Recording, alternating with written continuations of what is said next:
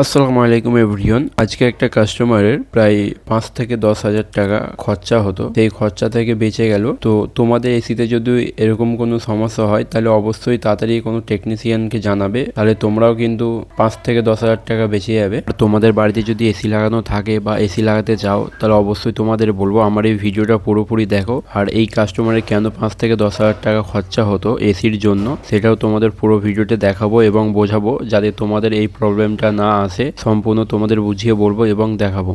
দেখতে পাচ্ছ এসির ইন্টারিয়র কাভারগুলো খুলে নিয়েছি, আর কাস্টমারের এসিতে কি প্রবলেম হয়েছে এবং কেন হয়েছে সেইগুলো তোমাদের দেখাই। দেখতে পাচ্ছ এই প্রবলেমটি কিন্তু ইঁদুরে করেছে। প্রবলেমটি দেখতে পাচ্ছ তারগুলো পুরো নষ্ট করে দিয়েছে কেটে। কি কারণ হয়েছে সেটা তোমাদের বলি। এই হোলটি দেখতে পাচ্ছ, এই হোলটি কিন্তু ব্লক করা হয়নি। ইনস্টল করার পরে কিন্তু ব্লক করা প্রয়োজন বা উচিত, যেহেতু ব্লক করা হয়নি তোমরা দেখতেই পাচ্ছ, তার কারণে কিন্তু পেছন সাইড দিয়ে এসে কিন্তু ইঁদুরে এই প্রবলেমটি করেছে। আমি কেন বললাম 5 থেকে 10 হাজার টাকা বেঁচে যাওয়ার কথা সেটা এবার তোমাদের বলি। এখন কিন্তু প্রত্যেকটা এসি কিন্তু ইনভার্টার এসি, তোমরা ভালোভাবেই জানো। আর ইনভার্টার এসিতে কিন্তু ইনডোর এবং আউটডোরে দুটোতেই কিন্তু পিসিবি বোর্ড লাগানো থাকে। আর এই শর্ট সার্কিটের কারণে কিন্তু পিসিবি বোর্ডগুলো পুড়ে যেতে পারে বা নষ্ট হয়ে যেতে পারে। আর শর্ট সার্কিটের কারণে কিন্তু পিসিবি বোর্ড নষ্ট হয়ে গেলে বা পুড়ে গেলে কোম্পানি থেকে কোনো ওয়ারেন্টি থাকে না। তাই 5 থেকে 10 হাজার টাকার কথাটা আমি বলেছি, কারণ নতুন পিসিবি বোর্ড চেঞ্জ করতে গেলে কিন্তু এই অ্যামাউন্টটার খরচা হয়, এর থেকে বেশিও হতে পারে। দেখতেই পাচ্ছ আমি হোয়াইট সিমেন্ট দিয়ে কত সুন্দরভাবে আমি হোলটি ব্লক করে দিয়েছি, আর আমি ওয়ারিংটা কত সুন্দরভাবে টেপিং করে দিয়েছি এবং ভেতরে যে কানেকশনগুলো ছিল কাটা সেইগুলো আমি ভালোভাবে টেপিং করে দিয়েছি।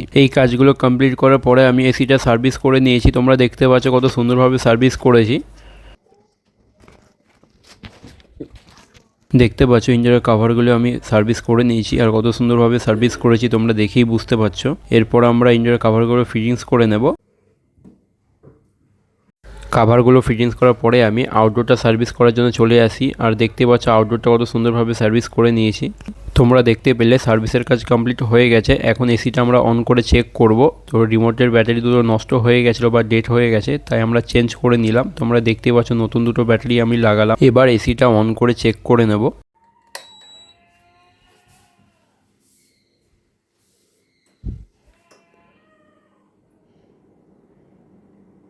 আলহামদুলিল্লাহ আমাদের এই কাজটি কমপ্লিট হয়ে গেছে, আর কাস্টমারের আরও দুটো এসি সার্ভিস হবে। সার্ভিসের কাজগুলো তোমাদের নেক্সট ভিডিওতে দেখাবো, এবং কোন এসিতে কী সার্ভিস করব এবং কিভাবে আমরা সার্ভিস করব সম্পূর্ণ ভিডিও তোমাদের জন্য নিয়ে আসবো। আমার এই চ্যানেলটিকে সাবস্ক্রাইব এবং ফলো করে রাখো, তাহলে তোমরা নেক্সট ভিডিও আমার দেখতে পেয়ে যাবে।